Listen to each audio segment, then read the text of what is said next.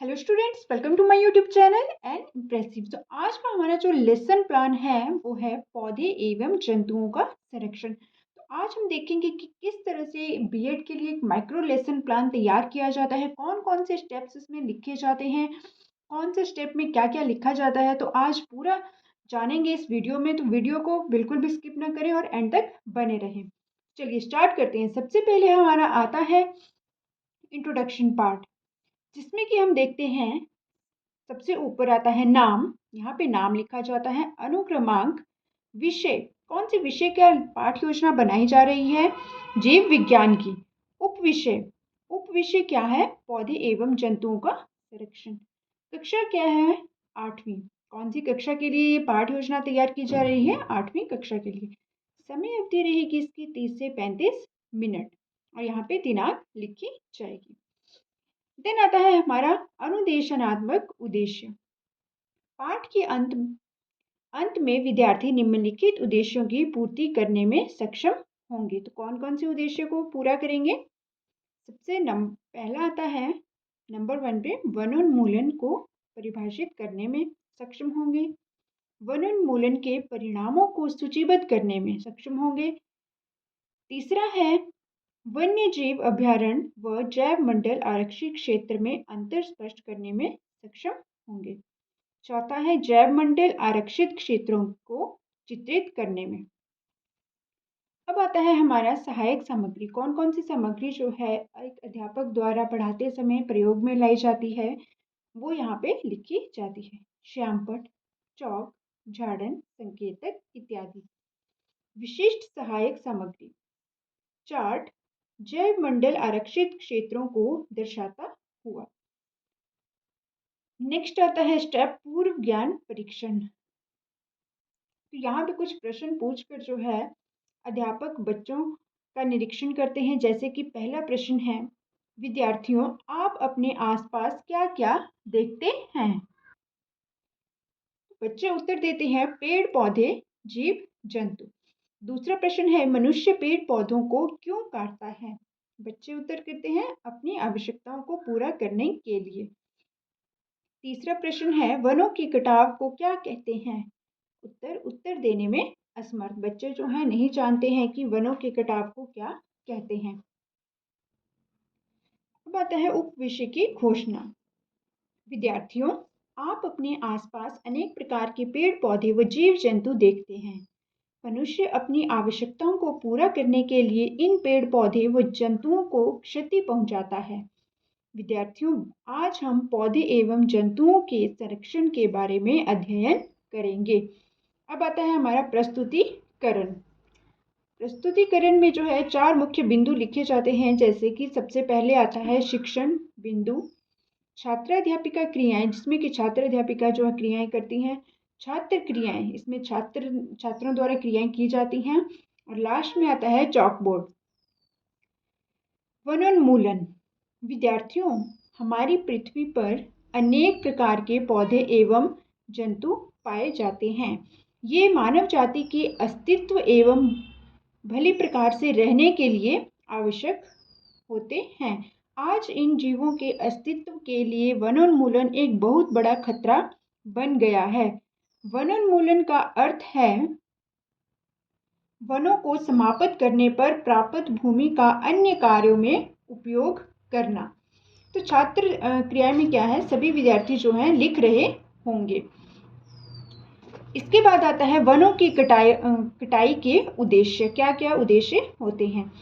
वनों में वृक्षों की कटाई निम्न उद्देश्य से की जाती है। पहला है कृषि के लिए भूमि प्राप्त करना।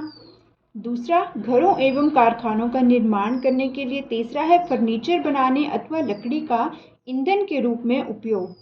सभी विद्यार्थी सुन रहे होंगे।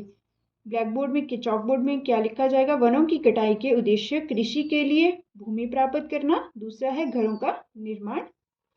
विद्यार्थियों वनोन्मूलन किसे कहते हैं। अब अध्यापक जो है जो समझाता है उसी प्रश्न को जो है बच्चों से पूछता है। जैसे कि बच्चे उत्तर देते हैं, वनों को समाप्त कर भूमि का अन्य कार्यों के लिए उपयोग करना ही वनोन्मूलन कहलाता है। शाबाश, बैठ जाओ। वनोन्मूलन के परिणाम। वनोन्मूलन से पृथ्वी पर ताप एवं प्रदूषण के स्तर में वृद्धि होती है।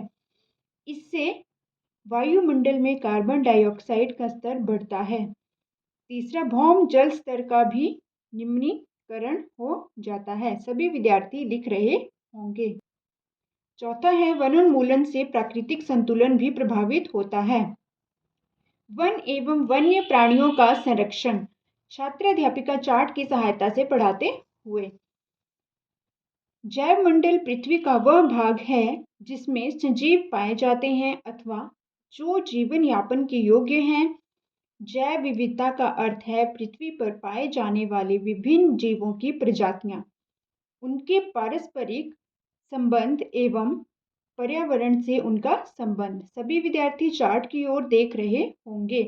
ब्लैक बोर्ड में चॉक बोर्ड कार्य क्या आएगा? जैव विविधता का अर्थ है पृथ्वी पर पाए जाने वाले विभिन्न जीवों की प्रजातियां, उनके पारस्परिक संबंध एवं पर्यावरण से उनका संबंध। वनस्पति जात और प्राणी जात और उनके आवासों के संरक्षण हेतु संरक्षित क्षेत्र चिन्हित किए गए, जिन्हें वन्य जीव अभयारण्य, राष्ट्रीय उद्यान व जैव मंडल आरक्षित क्षेत्र कहते हैं। वन्य जीव अभयारण्य वह क्षेत्र जहां जंतु एवं उनके आवास किसी भी प्रकार के विक्षोभ से सुरक्षित रहते हैं। राष्ट्रीय उद्यान वन्य जंतुओं के लिए आरक्षित क्षेत्र जहां वह स्वतंत्र रूप से आवास एवं प्राकृतिक संसाधनों का उपयोग कर सकते हैं। नेक्स्ट आता है जैव मंडल आरक्षित क्षेत्र। किसे कहते हैं? वन्य जीवन, पौधों और जंतु संसाधनों और उस क्षेत्र के आदिवासियों के पारंपरिक ढंग से जीवन यापन हेतु विशाल संरक्षित क्षेत्र। विद्यार्थियों, वन्य जीव अभयारण्य किसे कहते हैं? आप बताओ। बच्चे उत्तर देते हैं, वह क्षेत्र जहां जंतु व उनके आवास विक्षोभ से सुरक्षित होते हैं। जैव मंडल आरक्षित क्षेत्र। शाबाश, बैठ जाओ।